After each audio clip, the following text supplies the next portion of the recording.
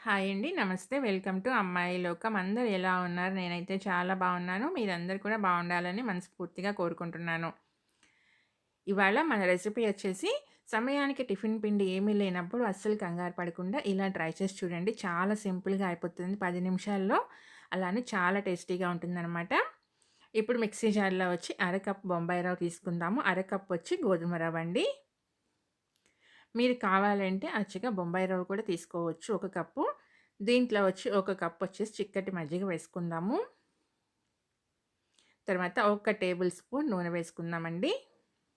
ఇంక దీంట్లో నీళ్ళు కానీ ఏమి వేయకుండా దీన్ని మరీ ఫైన్ పేస్ట్‌లాగా కాకుండా చూడండి ఇలా కొంచెం మనకి రవ్వ రవ్వగా ఉండాలనమాట. గ్రైండ్ చేసుకొని తెచ్చుకుందాము. దాన్ని మిక్సింగ్ బౌల్‌లోకి వేసేసుకుందాం. రుచికి సరిపడినంత ఉప్పు, ఒక టేబుల్ స్పూన్ జీలకర్ర వేసుకుందామండి. వేసేసి మంచిగా మిక్స్ చేసుకుందాము. కన్సిస్టెన్సీ చూడండి ఇలా ఉండాలనమాట. మనకి ఇడ్లీ పిండి ఉంటుంది కదా! అలానే ఉండాలి. పిండి మరీ జారుగా కాకుండాను, అలానే మరీ గట్టిగాను ఉండకూడదండి. దీన్ని మూత పెట్టి ఒక 10 నిమిషాల పాటు నానబెట్టుకుందాము. 10 నిమిషాల తర్వాత చూద్దాం. ఇప్పుడు దీంట్లో ఒక 2 పించొచ్చేసి కుకింగ్ సోడా వేసుకుందామండి.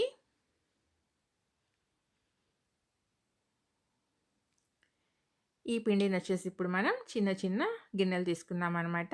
మీరు గ్లాసులు కానీ ఏదున్నా గానీ మీ దగ్గర దాన్ని యూజ్ చేసుకోండి. లేదంటే ఇడ్లీ ప్లేట్‌లో కూడా చక్కగా వేసుకోవచ్చండి. ఆయిల్ అప్లై చేసుకొని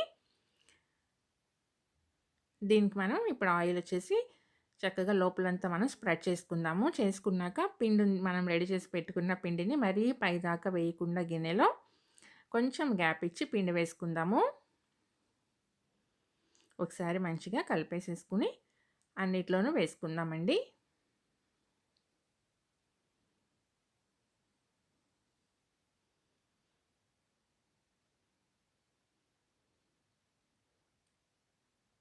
మజ్జిగొచ్చేసి మరీ ఫ్రెష్ మజ్జిగ కాకుండా ఒక రోజు, 2 రోజులైన పెరుగు మజ్జిగ చేసుకొని వేసుకున్నా గానీ మనకి ఇడ్లీ చాలా కమ్మగా ఉంటుందనమాట. నార్మల్ ఇడ్లీ ఎలా అయితే ఉంటుందో అలానే ఉంటుందండి టేస్ట్ మాత్రం. పైనొచ్చేసి మనం ఊరికే ఇది మన చాయిస్ అండి. మీకు నచ్చితే వేసుకోండి లేకపోతే లేదనమాట. పిల్లలకి కొంచెం అట్రాక్టివ్‌గా ఉండడం కోసం నేను ప్లెయిన్ కారం అయితే వేశానండి. దీన్ని ఇడ్లీ కుక్కర్‌లో నీళ్లు పోసేసుకొని మనం మీడియం ఫ్లేమ్‌లో ఒక 5-7 నిమిషాలయితే పడుతుంది ఉడకటానికి. చూడండి టూత్‌పిక్ ఇన్సర్ట్ చేసి చూద్దాము. చక్కగా ఉడికిపోయిందనమాట. అయితే వెంటనే తీయకుండా ఒక 2 నిమిషాల పాటు ఆగి డీమోల్డ్ చేసుకుందాము. చూసారు కదా! ఎంత చక్కగా మనకి ఫ్లఫీగా వచ్చినాయన్నమాట ఇడ్లీ స్పాంజ్ లాగాను. అతుక్కోకుండా చూడండి ఎంత చక్కగా వచ్చేసినాయన్నమాట. దీన్ని ఇలా పక్కన పెట్టుకొని దీనికి ఒక చిన్న తాలింపు వేసుకుందామండి. తినేటప్పుడు చాలా కమ్మగా ఉంటుందన్నమాట. కడాయిలో 2 టేబుల్ స్పూన్లు ఆయిల్ వేసుకున్నాము. ఆయిల్ వేడెక్కిన తర్వాత ఒక టేబుల్ స్పూన్ మినపప్పు, ఒక అర టేబుల్ స్పూన్ ఆవాలు, ఒక పావు టేబుల్ స్పూన్ జీలకర్ర,